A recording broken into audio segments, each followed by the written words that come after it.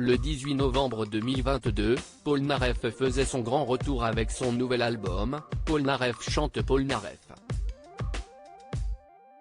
L'émission Michel Polnareff, la soirée événement, diffusée ce mardi 6 décembre, à 21h10 sur France 2, célèbre la carrière incontournable de cet artiste intergénérationnel.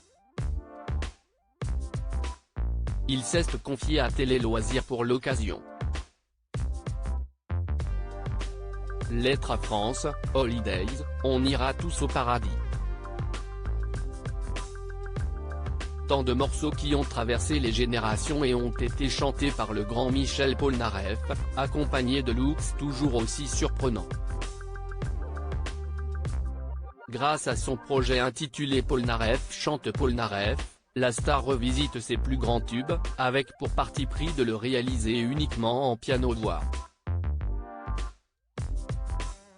Lors de l'émission Michel Polnareff, la soirée événement, diffusée ce mardi 6 décembre 2022, à 21h10 sur France 2, le chanteur voit ses morceaux interprétés par 13 artistes comme Camille Lelouch, qui a récemment donné la vie, Bilal Hassani, toujours aussi surprenant avec ses nouveaux styles, ou encore Anne Silla. Michel Polnareff nous a accordé une interview pour l'occasion. Télé Loisirs, vous revenez après plusieurs années de silence, avec un album de reprise. Pourquoi maintenant? Michel Polnareff, c'était une envie. Je n'étais pas sûr qu'il fallait le faire, j'avais peur que l'on pense que je n'avais pas d'inspiration, que je reprenais des choses qui avaient fait leur temps.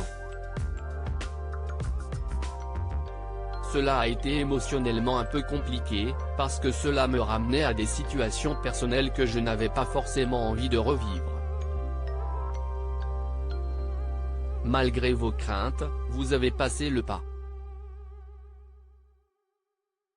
Qu'est ce qui vous a motivé? Je voulais revenir à quelque chose de plus intimiste. Je pense que l'on a réussi à donner aux fans une matière différente. C'est comme s'ils étaient assis à côté de moi, dans mon salon. Comme si je jouais pour eux, sans production trop riche. Comment avez-vous sélectionné vos titres? J'ai choisi certains des plus gros tubes. Ils étaient tous évidents, peut-être à part Mes regrets, qui n'a pas été si célèbre lors de sa sortie.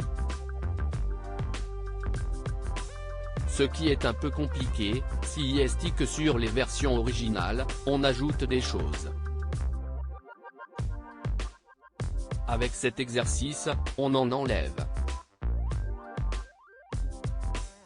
On passe à l'essentiel. Pour l'émission Michel Polnareff, la soirée événement, France 2, vous avez chanté en duo avec vous-même, du moins avec votre hologramme. Comment avez-vous vécu cette expérience? J'ai été très surpris en arrivant sur le plateau, en voyant cet hologramme.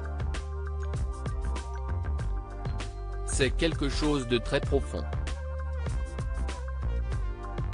C'est du divertissement, certes, mais cela fait quand même un drôle d'effet de se retrouver en train de chanter avec soi-même, et avec son passé. C'est impressionnant. Cela a-t-il changé votre regard sur certains de vos morceaux? Non, pas du tout. Quand j'ai vu l'Avatar, je me suis dit, ah mon copain, t'es bon. J'aurais aimé plus de rappeurs dans l'émission. Avez-vous sélectionné les artistes qui étaient sur le plateau? Oui, et certains m'ont été suggérés. D'autres artistes ne pouvaient venir. Je voulais Clara Luciani, Juliette Armanet, Oshi. Mais ils étaient très pris par leur propre carrière, et tant mieux pour eux. Catherine Ringer, Camille Lelouch, Anne Silla, ou encore Santa nous ont livré des performances extraordinaires. Sans oublier Bilal Hassani, qui est un vrai showman. Vous avez marqué plusieurs générations. Y a-t-il un artiste en particulier que vous admirez? Non. Plusieurs, oui. En revanche, j'aurais aimé plus de rappeurs pour l'émission. donc Jul, que j'aime bien. Non pas que ce soit mon style de musique préféré, mais je suis toujours très sensible aux artistes qui donnent de la joie au public.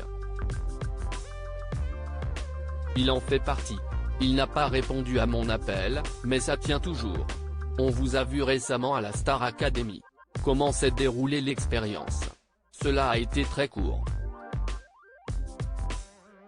Quand Nikos Aliagas est arrivé derrière moi, c'était un peu impromptu.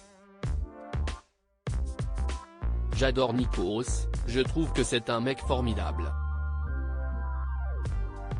Pour moi, il est la vraie star de la Star Academy. Dans plusieurs interviews, vous aimez raconter que vous avez composé ce nouvel album sur votre piano magique. Quoi, cet instrument de si particulier? Je l'ai découvert dans un studio de Los Angeles. Ce piano, je ne le joue pas, c'est lui qui me joue. Il est sacré, il reste dans mon studio, chez moi. C'est un piano absolument extraordinaire sur lequel beaucoup de tubes ont été écrits, ceux d'Elton John, de Billy Joel ou encore de David Foster. Tout le monde cherche ce piano, et si est-il qu'il aille. Que peut-on vous souhaiter pour la suite? Tout le bonheur du monde, si est-il essentiel. À lire aussi Phobie, Psy. Michel Polnareff se confie sans langue de bois sur ses périodes difficiles.